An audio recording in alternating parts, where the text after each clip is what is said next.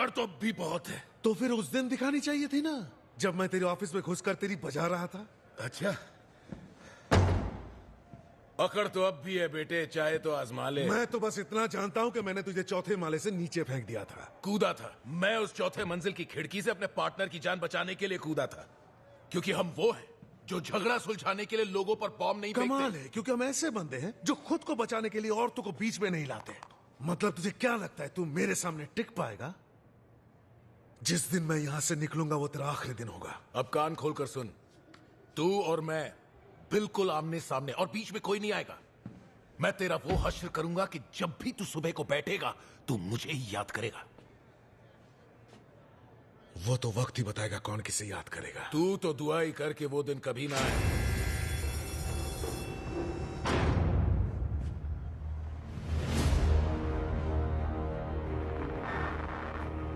मैंने कहा ना मिस्टर नोबडी, मुझे तुम्हारी मदद नहीं चाहिए। मैं अपने तरीके से निकलूंगा, सही तरीके से।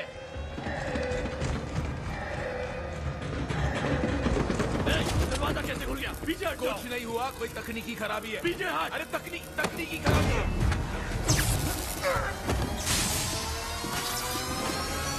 Got the whole spot going up like that. Lay back, hot in the cut like that. Speaker box blast go like that. We about to go on like that.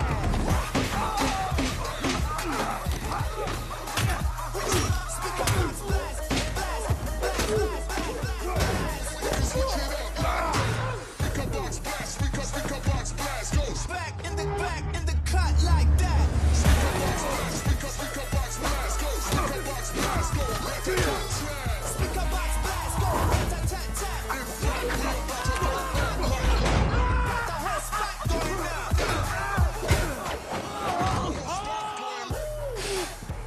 मेरे को इस दिन का कब से इंतजार था? तेरा इंतजार खत्म।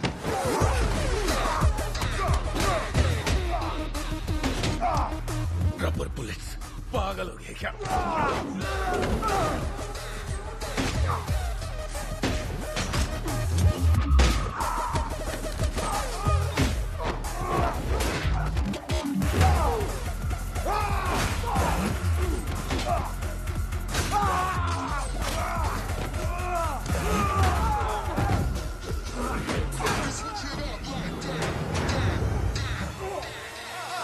Like blast.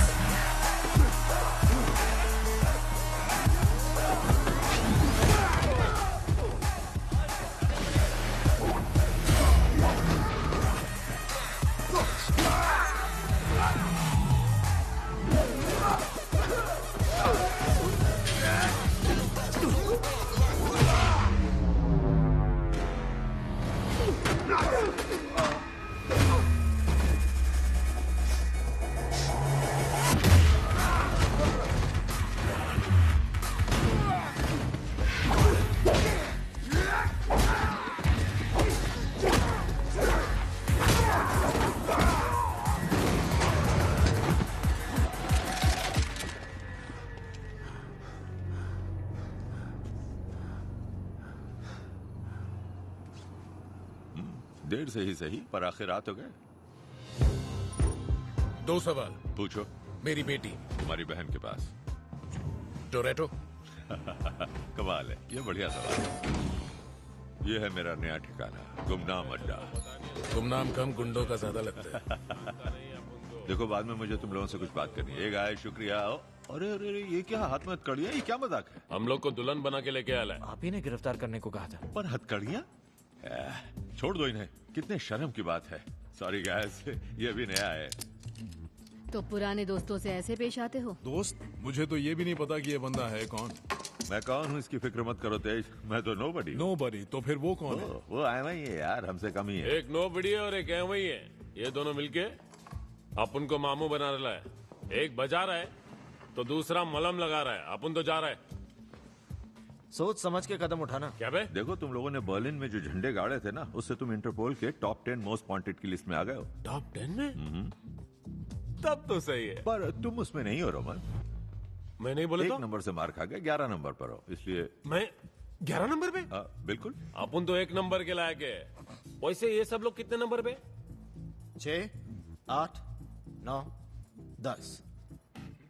ये 10 नंबर पे, ये चिड़िया का घोंसला, ये अपन के जैसे छपरी नहीं। तू छपरी है और ये 10 नंबरी। हाँ, है कि नहीं जाने मन। छोड़ो ये सब और किसी ऐसे शातिर पे ध्यान दो जो किसी की लिस्ट में नहीं है। अभी पक्का पता नहीं है, पर मुझे लगता है कि वो एक साइबर टेररिस्ट है जिसका नाम है साइफर। एक मिनट, साइफर एक संगठन है, कोई इंसान नहीं। हमारे सूत्रों के हिसाब से नहीं। वो चाहती क्या है? कोई नहीं जानता। साइफर ऊपर वाले का बनाया एक डिजिटल करिश्मा है। वो छुपकर पूरे वर्ल्ड सिस्टम पर काबू कर सकती है। गवर्नमेंट्स, ग्लोबल मार्केट्स, जो कुछ भी हैक हो सकता और है। सबसे चौंकाने वाली बात, तुम उसका नाम इनमें से किसी से नहीं जोड़ सकते। वो हर कुछ सेकंड्स के बाद अपनी डिजिटल आइडेंटिटी मिटा देती है। यानी वो सिर्फ एक हवा है। हाँ, हुआ है, लेकिन अपन के जैसा कौवा तो कभी भी चोच मारने के लिए रेडी रहता है। वैसे कौवे और हंसिनी के बच्चे कैसे होंगे? दिमाग घर पे छोड़ दिया क्या? नहीं, चार्जिंग पे छोड़ बस ये समझ लो कि लोग इस हैकर ग्रुप एनोनिमस से डरते हैं, पर वो भी साइफर से पंगा लेने में डरेंगे। पर कोई बताएगा कि इस सब से हमारा क्या ताल्लुक शायद है? कुछ नहीं लेटी, पर पता नहीं क्यों मुझे ये काफी दिलचस्प लगता है कि कोई वजह तो है कि वो अब इस बंदे के साथ काम कर रही है।